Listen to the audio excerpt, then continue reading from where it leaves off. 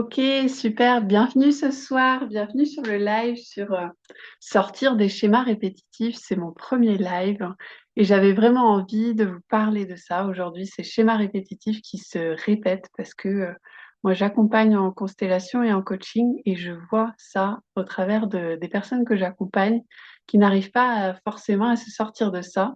Et parfois, c'est des choses qu'on porte malgré nous et c'est pour ça que j'avais envie d'en parler aujourd'hui.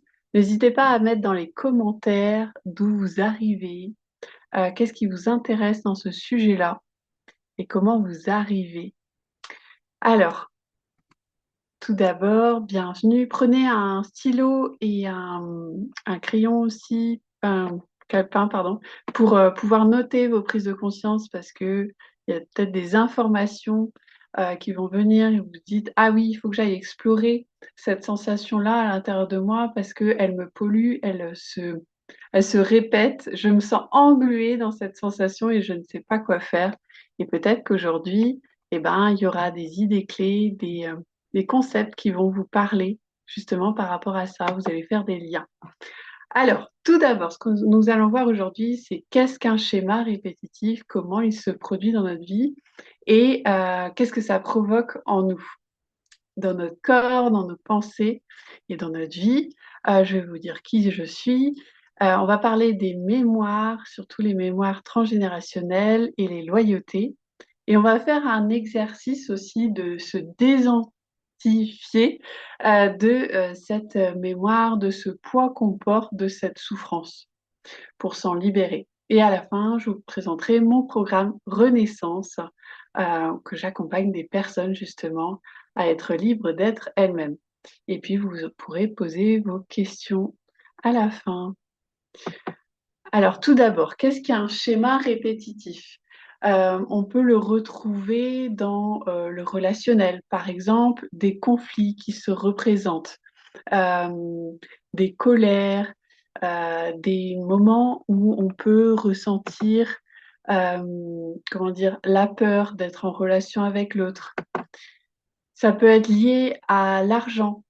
À des moments donnés, on peut avoir de l'argent, mais tout de suite, une dépense se présente où on peut ressentir des dettes à l'intérieur de soi. Ça peut être aussi un dialogue intérieur, une rumination intérieure où on se sent petite, on n'ose pas, on a peur, ou on rumine une colère vis-à-vis de quelqu'un et c'est récurrent. Un schéma répétitif peut se représenter aussi dans l'action, quand on a du mal à passer à l'action, qu'on procrastine, que à chaque fois, eh ben, on remet au lendemain, voire on n'aboutit pas nos projets. Un schéma répétitif aussi dans les familles, dans le transgénérationnel, avec, on retrouve des fois des mémoires de culpabilité, d'abus, des poids qu'on porte. Tout à l'heure, je parlais avec une cliente qui me dit, chez moi, les femmes se sacrifient et on entretient ce schéma-là de sacrifice, de don de soi. On a aussi des schémas répétitifs dans le corps, avec des douleurs qu'on peut avoir et que peut-être notre père, notre mère peut avoir aussi. On retrouve des fois les problèmes articulaires, la spondylarthrite, liés aussi à des émotions, des chocs émotionnels. Et donc, on va dire, ces schémas répétitifs vont provoquer une émotion. Donc, on va ressentir peut-être la colère, la peur. L'événement arrive et notre corps est activé, nos pensées et aussi nos émotions. Et des fois, on a du mal même à les traduire, à mettre des mots dessus, tellement on est englué dans ce schéma répétitif. Il peut y avoir bien sûr la honte aussi, le dégoût, et peut-être ces émotions vont être traversées à différents moments, d'abord la peur et puis après la colère selon l'événement. Par exemple, moi je portais beaucoup la mémoire de la honte, on va le voir tout à l'heure, et quand je prenais la parole, et ben à chaque fois, après, sur le moment je me sentais bien, mais après, je ressentais la honte. Et je me dis, mais c'est bizarre, j'ai passé un bon moment, et pourtant après, la honte s'empare de moi, s'empare de mon corps. Et le fait qu'une personne me dise le moindre petit truc, ça prenait une proportion énorme. Je ressentais tout de suite d'en faire une affaire personnelle, ressentir la honte, ou aussi le manque de reconnaissance, le manque d'intérêt ou de retour, et ben, provoquer cette honte aussi. En fait, je l'entretenais. J'étais bien engluée là-dedans tant que je n'avais pas mis la lumière là-dessus. Après cette émotion, on va dire, cet événement se produit, vient nous activer à une émotion et une blessure s'ouvre. Voilà, potentiellement, bah, j'ai honte, donc je me sens rejetée. Hop, j'ai envie de fuir, mon corps est ébranlé, j'ai mal partout, il faut que j'aille me cacher, ou l'abandon, donc là, on va être dépendant d'une situation, ou la trahison, donc là, on a très très peur d'être trahi, on veut contrôler. L'humiliation, donc qui est très proche de la honte, hein, bien sûr. Et l'injustice. Pourquoi il m'arrive toujours ces problèmes d'argent? Pourquoi il m'arrive ces problèmes de conflits familiaux? Pourquoi je donne toujours et je ne reçois pas? Des choses qu'on se dit, mais pourquoi à chaque fois ça m'arrive à moi? Donc voilà, ça crée des sentiments. Le sentiment de ne pas être assez ou trop, le sentiment de ne pas être légitime. Qui je suis, moi, pour prendre la parole devant tout le monde? Je devrais avoir honte, donc je ne suis pas légitime. Et en plus, je me sens exclue de la société, voire être rejetée. Euh, je me sens coupable. Ça aussi, je vais vous en parler plus en détail tout à l'heure, mais la mémoire de la culpabilité prend beaucoup de place dans notre vie, où on se sent victime potentiellement, notre enfant intérieur se sent coupable de quelque chose. Mais ça, c'est aussi un poids qu'il porte. Alors, je tiens à vous dire que tout ce que je vous dis, c'est ma vérité du moment. Ça m'appartient, vous avez le droit de ne pas être d'accord, vous avez le droit d'avoir votre propre discernement. Moi, je vous exprime ce que j'ai éprouvé, ce que je vois à travers les personnes que j'accompagne. Il y a aussi le sentiment, par exemple, de se sentir abusé ou de ne pas mériter. Alors, résultat, quand on a ce schéma répétitif qui arrive, qu'on est activé, qu'on peut plus avoir le discernement nécessaire, plus cette paix intérieure, et ben notre système nerveux est activé, le corps se contracte. Les émotions, voilà, elles s'expriment, elles se ressentent. Des fois, on est face à nous-mêmes aussi à les ressentir. On n'a pas forcément quelqu'un qui nous accompagne pour pouvoir les exprimer, les déverser. Et donc, on se sent en insécurité. Notre ego, le triangle de Karpman, victime, sauveur, bourreau, est activé et on se coupe de notre essence divine et ce pourquoi on a envie d'agir au quotidien de manière fluide, en harmonie avec nous-mêmes. Donc avant ça, d'aller sur les mémoires et les loyautés, j'ai envie de vous dire qui je suis. Donc Lydie Persson, j'ai 40 ans, j'ai deux enfants, je vis en Bretagne au bout du monde face à Ouessant. Je suis coach, constellatrice et conseillère en santé cellulaire et donc j'accompagne des personnes depuis 2018 déjà qui sont hypersensibles, qui sont en quête de sens, de transformation et de liberté d'être. Parce qu'une fois qu'on est libre d'être, eh ben, on peut agir dans ce monde et bah, avoir ce qu'on souhaite également. Ma mission est d'accompagner l'humain à se reconnecter à lui-même au-delà des masques et des loyautés inconscientes qu'il peut porter, afin de retrouver sa juste place, de se sentir aligné, souverain de sa propre vie. Donc voilà, pourquoi je vous parle des schémas répétitifs. Je vous en ai donné un exemple tout à l'heure sur la honte. L'autre jour, j'avais en boucle, je vous partage, c'est peut-être anodin, mais j'étais petite, j'avais 5 ans. Et j'allais à la gym faire un gala et elle nous avait dit de nous mettre en collant noir. Et en fait, arrivé là-bas, et ben, la dame dit non, non, vous n'allez pas mettre le collant. Et donc c'était un gala, il y avait tous les parents. Et à ce moment-là, en fait, j'ai refusé de retirer mon collant. Je ne sais plus pourquoi. Donc j'étais la seule nana en juste corps à 5 ans avec un collant noir alors que d'autres n'avaient pas de collant. Et cet événement, peut-être anodin, était bien enraciné en moi de me dire, mais j'ai honte en fait pour mes parents. J'étais la seule petite fille en noir, mais quelle honte! Tout le monde devait me voir du coup parce que j'avais ces collants noirs. Et je l'ai longtemps porté, cette honte, parce que peut-être ma mère n'était pas satisfaite sur le moment et m'a exprimé son ressenti. Mais je l'ai fait. Et puis, quand j'ai mis la source de comprendre pourquoi j'avais cette honte-là, m'en libérer avec les techniques qu'on va voir tout à l'heure, et ben, je me suis dit, mais en fait, moi, ce que je voulais à ce moment-là, je voulais juste qu'on me voie. Et donc, on m'a vue parce que j'étais différente des autres. Donc, en fait, c'était d'assumer ma différence, que oui, je voulais être comme ça m'appartient. Et en fait, je suis allée au-delà de ce sentiment de honte au début.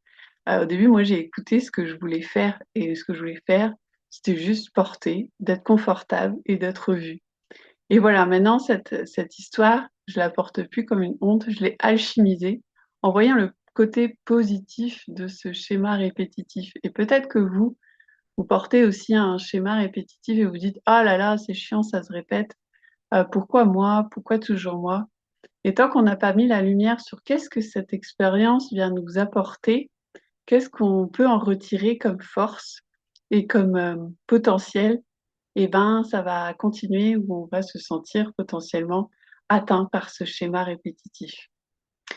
Alors, moi, j'ai envie de vous parler. Donc, moi, là, je vous fais un focus sur les mémoires et les loyautés, puisque ben, je suis constellatrice, je travaille en transgénérationnel et je peux voir que on porte beaucoup de choses. Et que si vous êtes là, vous êtes potentiellement intéressé pour vous en libérer et vous libérer de peut-être le poids que vous portez, mais peut-être inconsciemment. Et que par amour et loyauté ou par transmission transgénérationnelle, vous portez ce poids-là. Alors, les mémoires, elles peuvent être personnelles, elles peuvent nous être propres. Là, je vous ai parlé d'un événement où j'ai totalement assumé de vouloir porter ce collant pour être vue. Les mémoires, elles peuvent être aussi familiales, transgénérationnelles. Et souvent, quand je fais l'arbre généalogique avec les personnes, quand j'explore leur mode de fonctionnement, elles me disent, ah mais oui, mon père était comme ça, mon grand-père était comme ça, c'est comme ça du côté des hommes ou c'est comme ça du côté des femmes. Et on se dit, ah ouais, il y a quelque chose qui se rejoue et potentiellement, on va dire, une faillite dans la famille va faire que une à deux générations au-dessus, bah, il y a des problèmes d'argent qui se répètent. Peut-être pas autant que la faillite, mais de manière anodine, ça va être des dépenses comment dire, imprévues, des choses où on croit toujours que, y a une dette, je dois quelque chose à quelqu'un. Et donc, il y a aussi les mémoires collectives, archaïques. Là, on est en 2026, donc notre ère a vécu tellement de choses. Faut pas oublier que des personnes sont mortes sur un bûcher, sur une guillotine. Tout ça, ça marque nos mémoires. Euh, en- on parle que notre corps enregistre les mémoires de notre transgénérationnel, on appelle ça l'épigénétique. Et donc nos cellules ont engrammé des événements. Et donc nous, on le ressent. C'est comme une empreinte dans le corps, dans le système nerveux et l'inconscient. Donc suite à un choc émotionnel, à une peur répétée, peut-être un manque d'amour, de sécurité, de reconnaissance, une injustice vécue, peut-être comme je disais, euh, d'une grande ampleur, trois, quatre générations au-dessus, mais que nous, on revit d'une manière peut-être plus anodine, plus petite que la mémoire ancienne. Mais voilà, ça prend beaucoup de place dans notre corps, dans notre esprit. Il y a aussi les non-dits, parce que c'était pas facile avant, hein, enfin, en tout cas, moi, dans ma famille, parler émotionnel, de dire les choses, de ce qui s'est vécu, et ben, on cachait. On cachait les événements. Et donc, ça crée des non-dits. Et on peut entendre des gens qui se raclent la gorge, qui ont du mal à parler. Et ben, tout ça, c'est des non-dits. Et qui ont besoin d'être vus et reconnus. Et qui va aller, on va dire, taper à la porte d'une personne pour être vu et honoré. Et on a aussi donc les événements trop lourds pour être digérés sur le moment, qui peuvent, ben voilà, la digestion, c'est aussi le corps, c'est aussi les intestins. Et moi, je suis passée par là justement quand j'ai eu mon propre travail personnel sur le transgénérationnel. Euh, mes intestins étaient bouchés. Il y avait des choses qui avaient du mal à être digérées. Donc voilà, ça peut agir à ce niveau-là. Donc il y a différentes mémoires. Là, je vais vous donner les principales que moi, je vois surtout revenir souvent. Donc en fait, on peut vivre des choses et se dire, OK, d'où ça vient? Là, par exemple, il y a la mémoire de survie. Si je ne fais pas attention, je ne vais pas m'en sortir. Et en fait, souvent, on est en réaction dans le quotidien de se dire, OK, là, j'ose pas faire ça. J'ai peur. Oser égale danger. Et puis donc, on va pas oser, on va se retenir. Mais en fait, si on va au fond de cette mémoire, ben, on a potentiellement peur de mourir. Tout pourrait s'effondrer. Et donc ça, c'est la mémoire de survie. La mémoire de la honte. Il y a quelque chose de mauvais en moi, d'inacceptable. Alors peut-être que quelqu'un avant, mais voilà, on n'est pas là pour mettre toute la lumière là-dessus, mais se dire qu'une personne a eu honte avant ou a provoqué la honte aussi, ça peut être ça. La mémoire de la culpabilité qu'on revoit souvent. Si je vais bien, je fais du mal à quelqu'un. Là, moi, j'ai envie de vous dire, à un moment donné, je ressentais la culpabilité, mais qui était diluée dans plein de petits événements. Par exemple, le matin, je me réveillais, je me sentais déjà coupable si je n'avais pas sorti mon chien. Quand quelqu'un m'appelait, je me sentais coupable avant de répondre. Je me disais, mais qu'est-ce qu'il va me dire? Quel conflit va être provoqué? Si je ne prenais pas soin de ma famille, je me sentais coupable. J'étais toujours dans le don, dans la sauveuse, dans celle qui veut réparer. Et à un moment, j'ai mis tous ces événements collés et je me dis, mais en fait, je passe mon temps à me sentir coupable. C'est juste pas normal, en fait. Et tous ces petits événements m'ont montré, en fait, que je portais la mémoire de la culpabilité. Et je me suis dit, mais je peux pas continuer comme ça prend trop de place dans mon esprit. J'y réfléchis tout le temps. En fait, voilà, comment je peux me désengluer de cette culpabilité? Donc, c'est d'observer, en fait, toute la place que prennent ces mémoires. Il y a la mémoire aussi de sacrifice. Pour être aimé, je dois me sacrifier. Ça, on le retrouve souvent. Je dois donner, donner, donner. Et ces personnes-là ont potentiellement du mal à recevoir parce que elles sentent qu'elles doivent honorer l'autre plus qu'elles. Elles doivent se sacrifier pour aider l'autre. Et des fois, ça va très très loin, quitte à mettre le corps en souffrance. Et il y a la mémoire de dette aussi. Je dois quelque chose, je ne peux pas recevoir librement. C'est des personnes aussi, euh, l'argent va venir et va repartir tout de suite. Il y a une dette à honorer.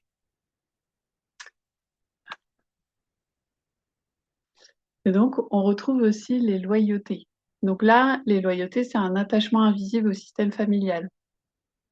Potentiellement, une personne qui veut apporter un changement. Quand moi j'accompagne, il y a des changements opérés, des changements de travail, des changements de lieu ou des changements de relation. Et ben des fois, c'est impossible à faire bouger le système. Elles n'y arrivent pas. Elles disent non, je peux pas faire ça. Mais par rapport à qui, à quoi? Et donc, il y a une fidélité vraiment au système qui a été mis en place, qu'il y a une souffrance. Non, on préfère souffrir plutôt que changer, plutôt que transformer des choses. Une fidélité au manque, au sacrifice et à la place qu'on a pris. Des fois, on retrouve des enfants qui ont aidé leurs parents et donc qui sont mis en peut-être remplacer l'homme de la famille, être le sauveur. Et ben ça, c'est très dur à se sortir de cette loyauté-là, en fait, pour reprendre sa juste place. Donc on a, là, moi, je vais vous présenter 4 types de loyauté. Il y a la loyauté de survie. Par rapport au système, si je fais autrement, je mets ma famille en danger. Mieux vaut souffrir que perdre l'appartenance.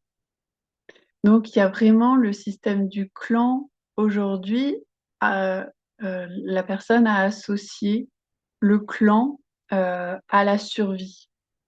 Il pense qu'il est en sécurité. Et donc, même s'il se passe des choses qui lui sont désagréables, il va honorer ce système-là.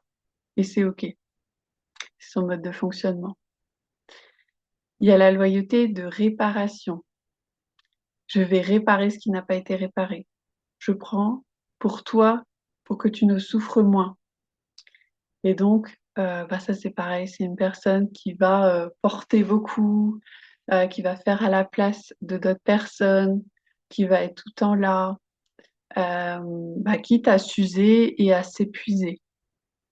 N'hésitez pas à me dire si ça vous parle, si vous avez des questions par rapport à ça.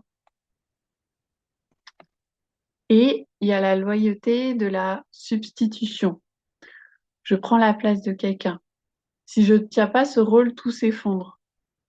Tout à l'heure, j'avais une personne qui est maman solo et elle élève son fils et elle me dit, je ne peux pas faire autrement que comme je fais. Et pourtant, son mode de fonctionnement ne fonctionne pas. Et je lui dis, tu es en train de me dire que tu es obligé de contrôler, autrement tout s'effondre, mais ça ne fonctionne déjà pas. Et en fait, elle est vraiment dans cette loyauté-là de tenir les deux rôles, comme sa mère a pu le faire, le rôle de la femme et de l'homme au sein du couple pour l'enfant. Et voilà, elle est engluée là-dedans de devoir tenir les deux rôles. C'est pas évident, mais oui, chacun doit retrouver sa juste place. Il y a la loyauté de culpabilité. Si je vais bien, je trahis. Je n'ai pas le droit d'avoir plus. Donc là aussi, j'ai une personne que j'accompagne et sa mère va pas bien et elle sait que du coup, c'est un frein pour elle, pour son expansion. Mais elle ne peut pas faire autrement aujourd'hui. Elle n'arrive pas à se sortir ça pour le moment. Elle vit avec ça, de devoir se sentir coupable pour que sa mère aille bien. Voilà, ça c'est un exemple assez révélateur en fait de qu'est-ce qui se joue. On ne veut pas casser le schéma, l'endommager, faire autrement ou reprendre sa souveraineté. Parce que c'est pas le but, c'est pas de se dire c'est les autres sont méchants et moi je suis gentille, je suis une victime. Non, à l'intérieur de nous, il y a quelque chose qui se joue et on peut reprendre notre pouvoir personnel par rapport à ça. On peut reprendre sa souveraineté. C'est vraiment d'accueillir notre bourreau intérieur. Et moi, j'estime que ce qui se joue à l'intérieur de nous, ce qu'on porte, tout ça, une fois qu'il est mis en lumière, qu'il est honoré, qu'il est vu et reconnu, il reprend sa juste place. Soit il se dilue et on accepte de prendre un autre système de comportement, on va dire, plus libre et serein. Euh, Parce que, voilà, si on se crée un schéma intérieur, et ben, il va se projeter à l'extérieur. Les autres vont être des miroirs de qu'est-ce qui se joue à l'intérieur de nous. Et si on se dit que l'autre est méchant, ok, c'est quelle part de nous, nous aussi, on a potentiellement été méchants dans cette vie ou dans d'autres vies. Voilà, on ne sait pas.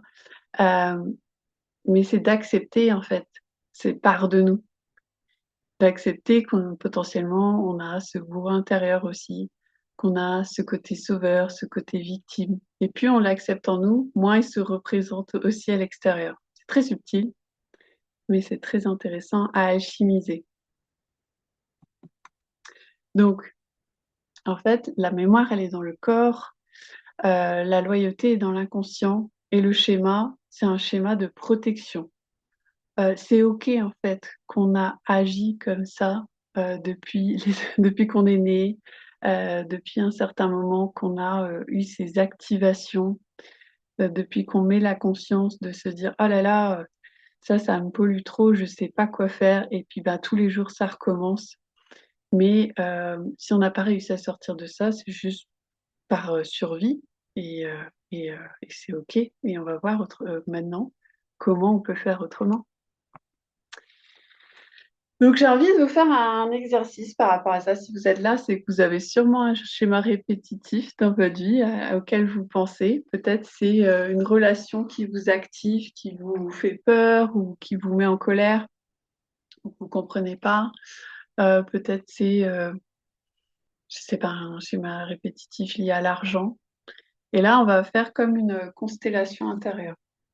Alors, je vous propose de vous installer confortablement, remettre la confiance dans votre corps, ici maintenant, de respirer profondément, calmement, de vous dire que vous êtes en sécurité, ici maintenant, qu'il ne peut rien vous arriver. Vous êtes légitime, vous êtes assez. Voilà, vous êtes là, présent ici maintenant. Et vous allez pouvoir repenser à cet événement,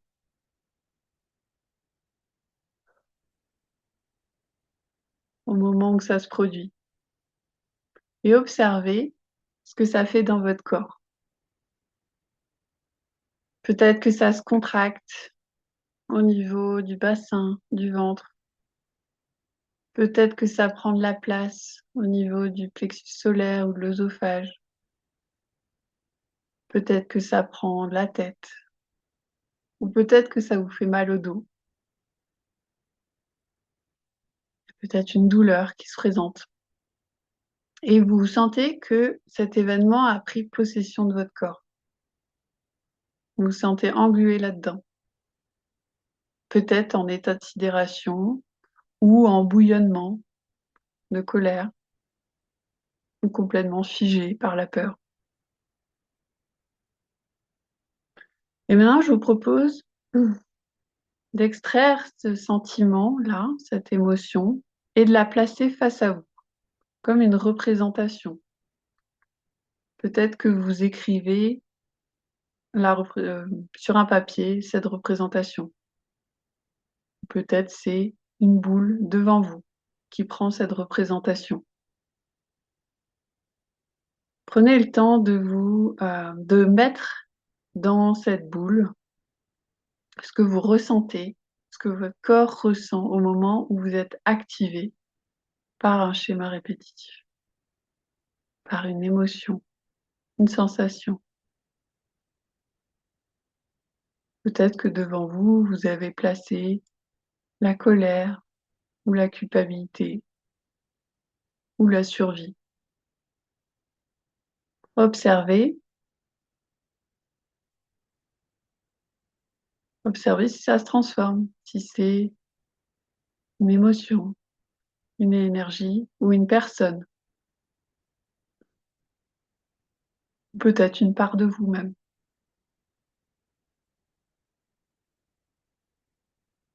Voyez que là, vous retrouvez votre sécurité intérieure, votre corps est plutôt calme, l'énergie est face à vous, elle veut s'exprimer.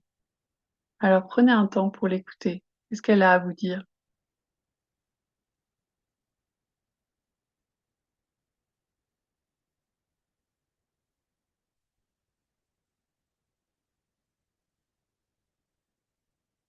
Peut-être qu'elle se sent seule, peut-être qu'elle ressent des émotions, peut-être qu'elle veut être vue et reconnue. Ok, c'est ok.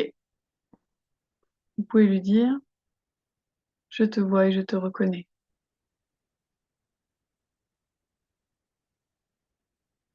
Merci d'avoir été là pour moi. Merci de vouloir m'aider, de vouloir que je survive à cet événement. Merci de vouloir me protéger. Aujourd'hui, pour l'instant, c'est inconfortable dans mon corps quand tu es là.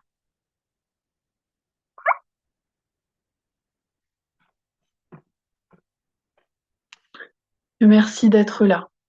Je vais t'accepter. En tout cas, je t'ai vu et je te reconnus. Je te vois. Respirez profondément. Voyez ce que ça fait dans votre corps de dire ça, de reconnaître, d'accueillir, quelque part, d'accepter ou d'être sur le cheminement d'acceptation que cette sensation-là est là, devant vous et que vous êtes bien en sécurité.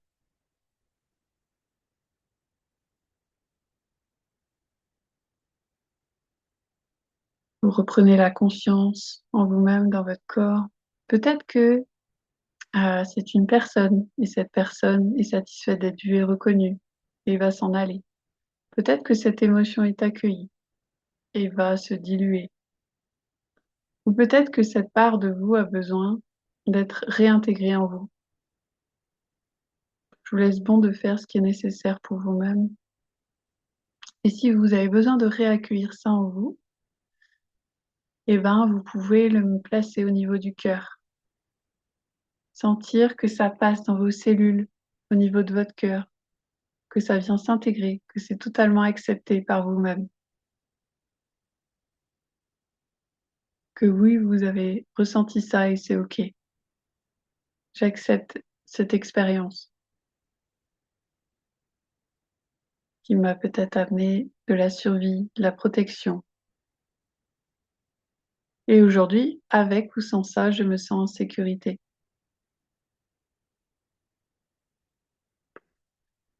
OK. Respirez profondément.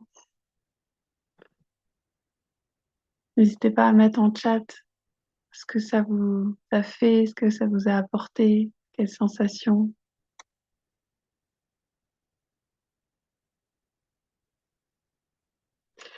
Alors, parfois on peut avoir besoin de plus d'accompagnement par rapport à ça, de pouvoir aller voir ces angles morts, parce qu'on ne comprend pas des fois la lecture qui se joue dans nos événements. C'est pour ça que j'ai créé le programme Renaissance pour retrouver l'amour de soi, la sécurité intérieure et sa juste place. Renaissance, c'est voilà, c'est est-ce que vous souhaitez sortir de ces schémas répétitifs pour retrouver votre juste place et vivre en harmonie intérieure?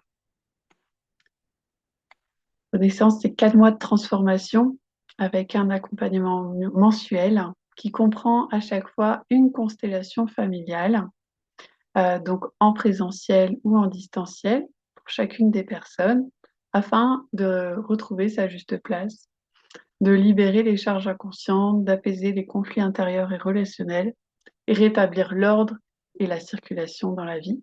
Et il y a également donc une séance de coaching collectif pour pouvoir faire le point et avancer aussi, pour pouvoir intégrer ce qui s'est vu aussi en constellation familiale. Au fil des 4 mois, vous allez pouvoir cheminer sur votre sécurité intérieure, sur la reconnaissance de votre juste place, la sortie du mode survie, du triangle aussi de Karpman, la sensation de devoir toujours porter, sauver.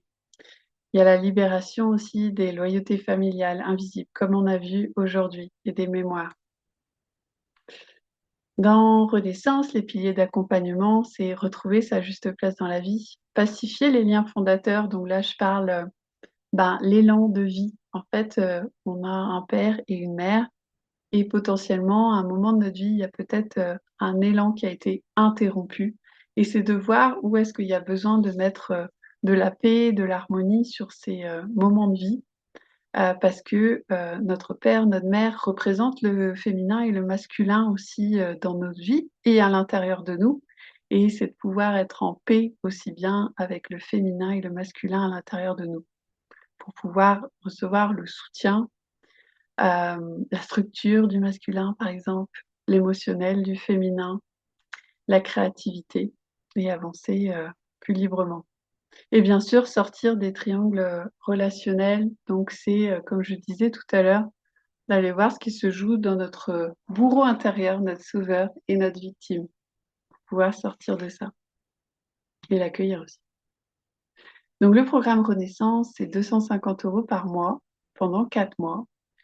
Pour le moment, c'est un tarif de lancement, donc qui est réservé aux premières personnes, qui est dans Renaissance. À savoir que je prends un petit collectif pour pouvoir honorer les différentes constellations. Donc il y a déjà une personne et je réserve à 4 places ce cercle-là. Donc les bénéfices en fait que vous pouvez atteindre dans Renaissance, c'est plus de calme intérieur, une sensation d'ancrage et de stabilité, pardon, des décisions plus justes et plus simples, une diminution des conflits intérieurs, un rapport plus doux avec vous-même et une clarté nouvelle sur votre chemin de vie. Parce que quand on est plus aligné avec qui est notre juste place dans ce monde, dans notre fratrie, quand on a récupéré cet élan de vie avec notre féminin et notre masculin, qu'on est sorti des triangles qui se rejouent sans cesse, et ben on se sent mieux. Plus dans notre cœur, dans notre souveraineté, dans notre élan de vie. Je vous ai mis des témoignages que vous pourrez retrouver sur mon Google Business. Donc c'est des personnes, voilà, qui ont aussi, commencé à tester les constellations, avec moi. Je sais que vous êtes, des personnes ici, qui ne l'ont pas encore vécu et voilà, les autres personnes, partagent les bénéfices que ça leur a apporté. Souvent on est appelé, moi-même, il y a quelques années, je me disais: «Oh là là», je voulais pas aller sur le dossier famille. Je suis allée d'abord sur mes croyances limitantes, sur, l'énergétique, sur l'émotionnel, sur le corps et la famille, j'ai jamais été, je voulais pas y toucher. Pour moi, j'avais une famille banale. Je me disais: «Mais non, il y a pas de problème, tout va bien» et avant mes 40 ans, j'ai été appelée par, les constellations et j'ai compris pourquoi. Parce qu'effectivement, je portais des mémoires sans m'en rendre compte et il y avait aussi, des problèmes de place et que chacun devait retrouver sa juste place et depuis, voilà, j'ai compris pourquoi, les constellations se sont mises sur mon chemin et je trouve que c'est un super outil, pour les personnes que j'accompagne et de se dire: «Waouh!» en fait, c'est tellement libérateur quand on voit que, des soucis d'argent ne se répètent pas, les conflits s'apaisent, la personne est plus apaisée, se sent mieux, des poids sont allégés.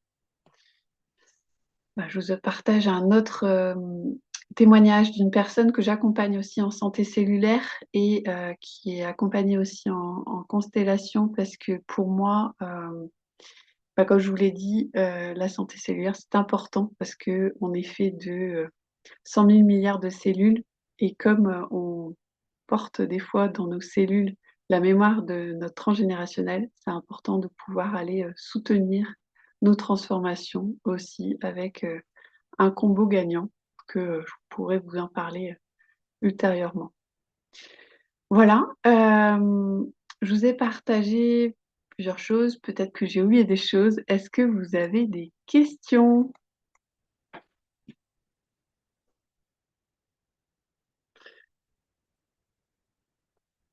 Je sais que c'est dur de prendre la parole ou le chat. En tout cas, hem, n'hésitez pas à me faire un retour, ici ou plus tard. Si vous voulez qu'on en discute ensemble, sur le programme, les constellations, même celles que je fais en présentiel, on peut échanger ensemble. Il y a un entretien offert de 15 minutes. Vous pouvez scanner sur le QR code pour, me joindre ou, aller sur mon site directement, Lydie Positive.